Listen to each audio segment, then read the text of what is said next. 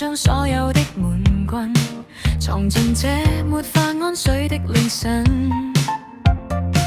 受一陣煙圈化開，熒幕裏誰又再炫耀那精彩的未來？在那天說好的意外，沉澱進某種漸冷的塵埃。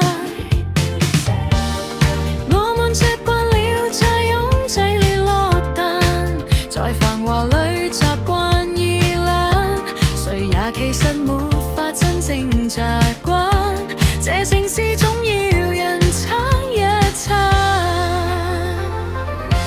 願你沒法安睡的這刻，准許自己軟弱一下，像這霓虹裏的煙花，燃盡了都不必驚怕。時間像碎花飄落，在壓力底那道疤，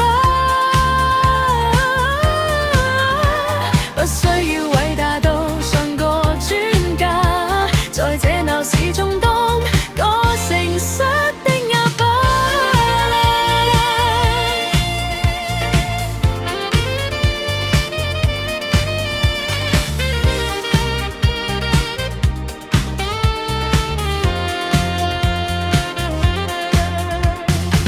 深宵裏翻開信箱，沒寄出的那封信寫滿生活的重量，任由那舊記憶膨脹，如像那定格舊照片泛黃。